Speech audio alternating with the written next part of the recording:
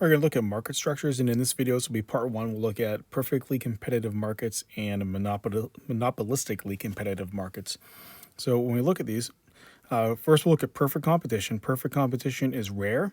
It's the simplest of the market structures. It assumes that the market is always in equilibrium, and it assumes that all firms sell the same product for the same price. So we'll look at some examples of this, but this is the most basic and simplest of structures, and it's also the most rare. You don't see perfect competition terribly often. So we think about an example before we go into explaining more of it.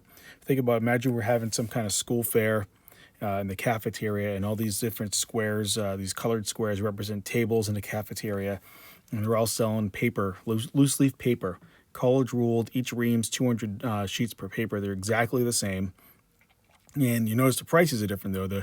The red table in the upper left is selling the ream for $5. The blue table next to it selling it for $4. The yellow table for $3, and so on. You look at, there's a little bit of a variety of prices there. So if you were a student and you show up on the first day of school and you have to buy paper because all your classes require it, you're going to think to yourself, which table am I going to go to? They're all exactly the same products. You're naturally going to go to the yellow table at $3, the purple table at $3, the kind of I don't know, magenta, I guess, color table for $3, and the white table for $3, right? Those are all the cheapest prices. And assuming that they don't run out of stock, you're never going to go to the table for $5. Why would you pay $5 for 200 pieces of paper that's exactly the same as the paper on the yellow table for $3?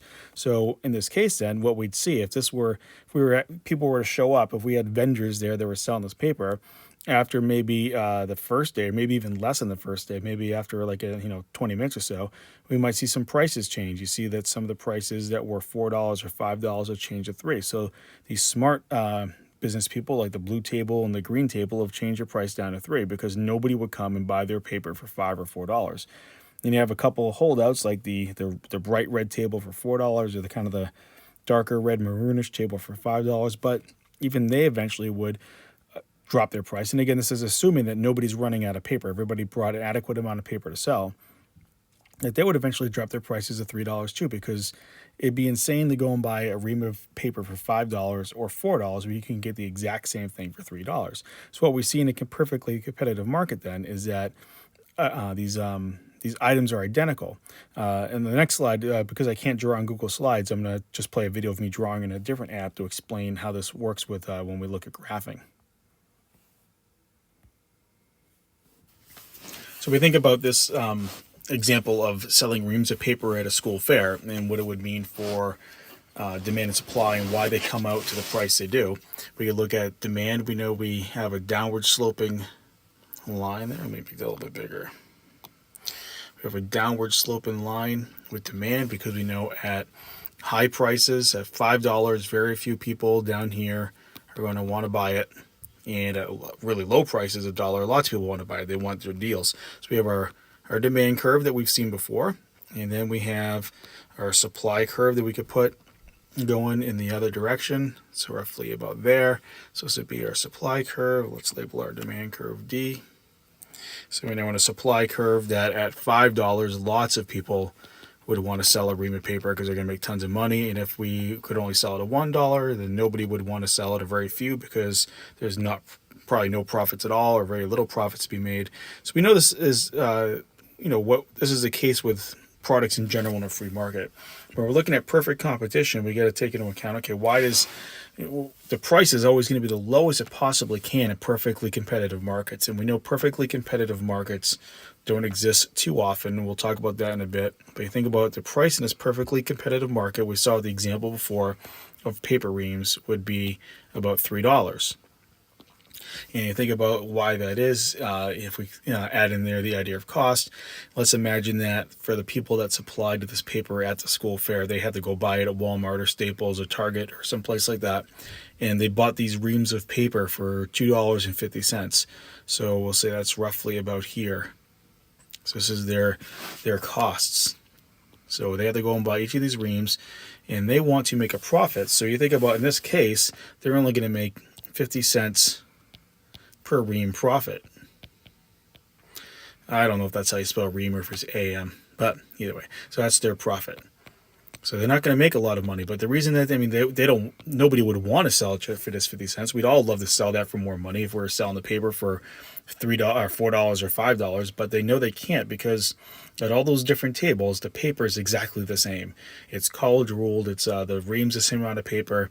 So why would anybody ever spend $4 as long as supply there was enough paper, right? As long as nobody was running out, why would anybody buy a ream of paper for $4 when they could buy the exact same ream of paper at another table for $3? So what we see in perfectly competitive markets is we see profits are razor thin. This is as efficient as a market can work. Prices here will be as close to cost here as possible because there's not a lot of room to change a price because everybody's offered an identical product and there's no way to differentiate between the two of them. So, another example that's similar to that is pencils, right? And I get different versions of pencils here. And we're not going to say for the sake of this, I found images of pencil boxes online, but let's imagine that all these pencils cases have the same amount of pencils. I can't tell if they do or not, right? But similar, like you could say, okay, these pencils, they're all pencils. Even though if you look closely, although the image is spelled backwards, Ticonderoga pencils claim to be the world's best pencil. And I'm not sure what makes the world's best pencil. But, even with that claim on there, right, we could look at this and everyone say, look, a pencil is a pencil. As long as it's a number 2 pencil, I don't really care who makes it. And if we had all these different tables selling a box of pencils for $1 or $2 or $3, everybody would go and buy the pencils for $1 until eventually all the prices got down to $1 and we were in a perfectly competitive market because pencils are, in a sense, identical products. So we think about conditions for perfectly competitive markets. You have to have many buyers and sellers, right? If there's only one seller, then we don't have a perfectly competitive market. If there's only one person selling pencils and we all needed it to take a standardized test, they could sell it for a huge amount of money because we'd all be desperate to buy the pencils. But since there's many sellers, those prices, you have lots of competition, the price goes down. Similarly with many buyers, right? So if there was only one buyer, then they could maybe even bargain the price down lower because every table wants to sell their pencils. So if they're only making 50 cents profit on a box of pencils, maybe they would drop their prices to a little bit less because there's only one person to sell to. But since there's many buyers and many sellers, we end up with perfect competition. Products are identical. That's important. If they're not identical, then you can't have perfect competition. If there's any other way to distinguish or differentiate, then it's not quite perfect competition. We have to have informed buyers and sellers. They have to be aware of the other prices, right? You're walking around in that fair before maybe you go and buy that $5 ream of paper. You've already seen other tables are selling it for $3. Right? So in a perfectly competitive market, on a bigger scale, you'd have the internet or whatever it might be that you already know what other people are offering for a price, so you would know not to spend more than you have to. And then free market entry and exit. Anybody at any time can enter the market. Anybody can step up to a table and start selling pencils. Anybody can leave a market if they decide they don't want to sell them anymore, if the profits aren't enough. So it has to be free market entry and exit for a perfect competition. Some examples of, like I said, this is rare. This doesn't happen often. Think about things like commodities like corn. If you were to go to, say, like a farmer's market and someone was selling ears of corn, they're identical, right? Well, who cares if it's from one table or another or one farm or another? It's all corn. And I guess I don't know my corn as well as I should. So I'm assuming there aren't different varieties of tasty different corns, but corn is corn, right? So if you're going to buy corn, you would buy it from whoever's selling it for the cheapest amount of money, which would require everybody else to be competitive and sell corn to also drop their price.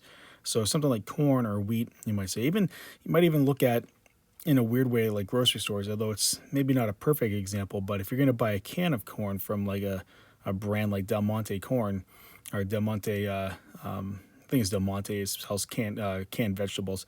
If you go to Hannaford or Shaw's and Market Basket, a can of Del Monte corn is the same anywhere, right? There's no difference. So they all have to be relatively competitive in their prices, right? There are some difference in prices because there's other things at play, but essentially a can of corn is a can of corn. So you're not going to have one place sell it for 50 cents a can, another one sell it for $1.50, because why would you ever buy a $1.50 can of corn? So corn could be an example of that.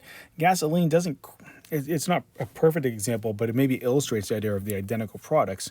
If you think about if you're buying low grade gasoline, so you don't have a sports car or a high performance car, you don't really care, where you put your 87 octane unleaded gasoline. You don't care where you buy it from. You're buying, like, say a used car, you own a used car or something like that. It doesn't matter if the gas station's Irving or the Walmart one or AL Prime or whatever it is, you're going to go wherever the cheapest amount of gas is, because there's not really any difference between low grade gasoline at one gas station and low grade gasoline at another gas station, at least not to the average consumer. The average person driving a car doesn't see any difference in those. So in a way, gasoline can kind of almost be an example of perfectly competitive markets, although it obviously would be tough to start start a gas station. You need a lot of capital and money for that. But gasoline, you can't distinguish. It's pretty identical. Another example would be even like stocks. So if you have a certificate of stock here, and we're not talking buying one stock of a company versus another company because they cost different, but let's say we're all looking to buy stock in this company, Renocore. It doesn't matter, like, the stock that I buy for, the one share of stock I buy is no different than the one share of stock somebody else buys.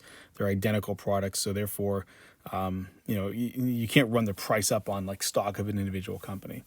Because it's a one share is one share no matter who buys it. So those are some examples that you could say they're somewhat competitive, perfectly competitive markets. Here's a little graph that kind of shows it from the book.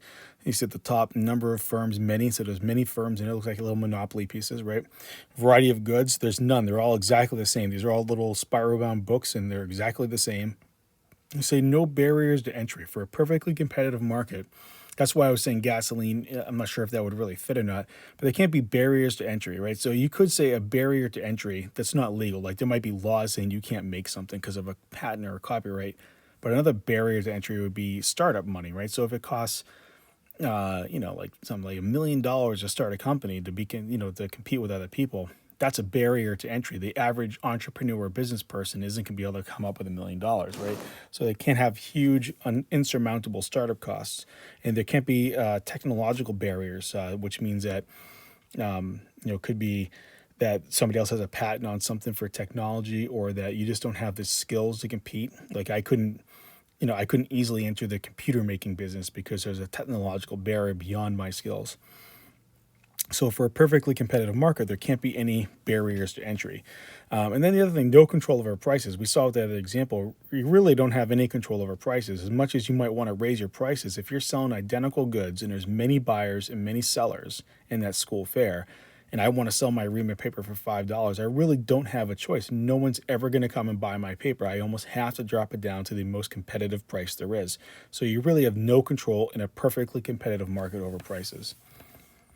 The other market structure we'll talk about in this video is monopolistic competition. So if we go back to this idea of perfect competition, if these factors aren't in place, then what we move to one form of what we call imperfect competition, and that's monopolies, oligopolies, and then monopolistic competition. So we'll look at monopolistic competition, not to be confused with monopolies, right? This is different. You think about what this is. Firms sell similar, comparable products, right? So they're not identical. They're similar and they're comparable, but they're not identical. Each firm has a monopoly on its own particular product. So there might be just enough of a difference for them to say that is my original idea or my design or whatever it might be. And somebody else can't copy it exactly, but they can make something that's pretty darn close to it. An example of monopolistic competition would be, you think about fast food, right? You have McDonald's selling your Big Macs, which is, if you're not familiar with Big Macs, is from the 80s. There was a commercial that had a song that stuck in my head: to all beef patties, special sauce, lettuce, cheese, pickles, onions on a sesame seed bun. That's from a song in the 80s, and it bothers me that song is still in my head, and I know that by memory, and that's probably taking up hard drive space in my brain for something else that's useful that I could know, but that song is there forever. Anyway, so we have a Big Mac there, right? So we have that. We have the Burger King sells their Whopper, and we have Wendy's selling, I think this is the Dave's Double Cheeseburger, right? So we have some similarities here, right? They're very comparable products. They look at the Big Mac. It's got two, burger patties, but they're small, comparable to the Whoppers, which is I think a quarter pound. They all have lettuce or tomato or something on them. These are comparable products. They're not exactly the same, and so nobody, like McDonald's can't stop Burger King from making the Whopper or Wendy's from making their Dave's Double Cheeseburger, because they're different enough to be, didn't, not be identical. And plus, you really can't patent a cheeseburger, right? But either way, they're different enough. So we have all these different products, and then McDonald's maybe can charge a little bit more for a Big Mac if they feel they have customer loyalty and people like the Big Mac more. But if McDonald's were to charge, let's say we're going to say $5. The Whopper's $5, the Big Mac is $5.50. In McDonald's says we're going to charge $8 for the Big Mac. Well, that would be too much. Then people might say, "Well, I like the Big Mac better, but I'd rather eat a Whopper for $5 than spend $8." So we're still going to see very competitive prices. Just for the sake of shock, I saw this online. Looks like it's from Punch Burger from Pawnee, Indiana. I don't remember what they call this, but I think it's called a heart attack in a bun. I don't know. Hopefully, none of you eat this. I don't know how anybody could even get their this sandwich in their mouth, but shock value for burgers. So we look at perfect four conditions for monopolistic competition, similar to perfect competition. We have to have many firms, right? There's supposed to be a lot of competition in a market for monopolistically competitive markets. There has to be few barriers to entry. There could be some, unlike perfect competition where there had to be no barriers to entry, but there can be a few artificial barriers to entry, such as I can't open up Reno's Burger Stand and sell the Big Mac because it's a patented idea of McDonald's. I can't open up a burger stand and have these two yellow arches going over it and things like that, right? So there's few barriers to entry. There's some idea of protection for intellectual property and original design, but it doesn't mean you can't make something very similar to it. I think another example would be like clothing, right? So there's, you can buy clothes that have one brand on it versus another. They can be only, you can have a flannel shirt look exactly like an L.L. Bean flannel shirt, but it can't be an L.L. Bean flannel shirt. And I can't copy exactly the plaid design, but it can be pretty similar. There's little price over control. We saw that with the burgers, right? That McDonald's maybe wants to charge more for the Big Mac, but if they charge too much more, then no one's going to buy it because there's something very comparable and similar. So they have very little control over prices, and the products are differentiated, at least a little bit, right? So see this in a similar graph here. Many firms, some variety of products. They have the examples of books there with different lengths and sizes and colors and things like that. There's low barriers to entry, so there may be some startup costs. Like, for instance, if I wanted to start a burger place in downtown Dover, and there's McDonald's and Wendy's right nearby, and Burger King, and Five Guys and all those other places, I'd have a hard time because they've already kind of established themselves. I'd have to spend more for advertising. I have to build a building. I have to rent land. So there are some barriers to entry for startup costs, but they're not crazy. There's no like special technology or training I need to make a cheeseburger. And you see what prices, there's little control over prices. There's not like we're perfectly competitive markets. We saw there was no control, but there's a little bit of control, just not a lot in a monopolistically competitive market because there's so many firms competing with similar products. So what we see with monopolistically competitive markets is that they have to compete with non-price incentives. So you think of physical characteristics of goods. If I make something that's similar to someone else, I can distinguish it. Maybe not because maybe I can't charge a crazy cheap price for it because it's similar, but I can distinguish it through physical characteristics. So I use the example here of you can think of cars.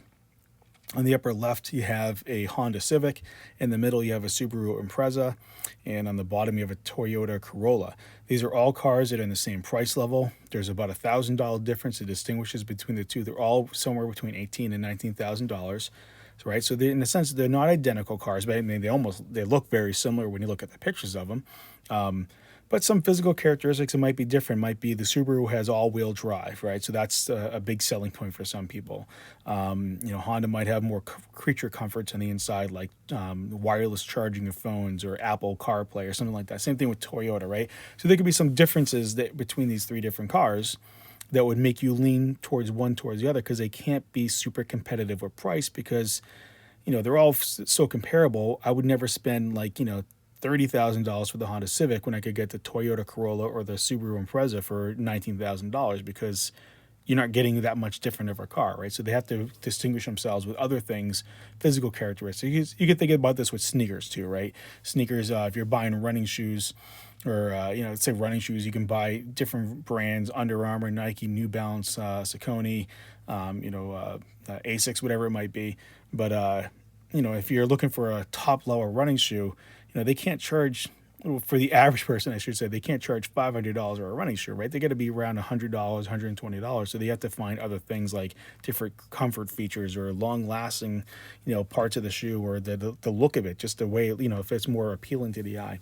So physical characteristics is one way to compete without price. You can look at location. Location, as they say, is one of the most important things of business. Where you are might determine how successful you are.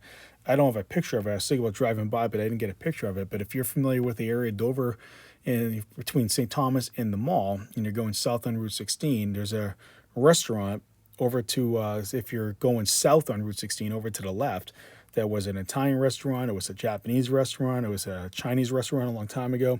And nothing ever really seems to succeed there because there's no easy way to get to it. There's no exit right to it. You have to drive way out of your way to find your way to it. It's a terrible location. You can see it, but you can't get to it. So location's important, right? If you're located someplace that has easy access where people drive by every day, they see it, they say, oh, there's a restaurant, I'm hungry and I've seen it every day, I'm going to try and stop it. If it's way out of the way, it's harder to get to, then it's going to be harder for people to want to stop there. So location could be one way, right? Getting a prime location, a really good spot. Service level. So if you sell similar products, you think about this with chain restaurants. I guess they still do it now, but in the 90s it was big. We'd have places like Applebee's and Chili's and Bugaboo Steakhouse. Well, they sell fairly similar comparable products as far as food. They have different menu items, but it's in the same price range and relatively the same. So you start seeing companies do the thing where if it's your birthday, they come out clapping and singing a song to you and gave you a free piece of cake. And I remember Bugaboo would have a little moose puppet that would come out and the moose would sing to you. So little things like that, or really friendly service, or they get your food to you fast, or whatever it might be. They seat you when you show up to the restaurant fast.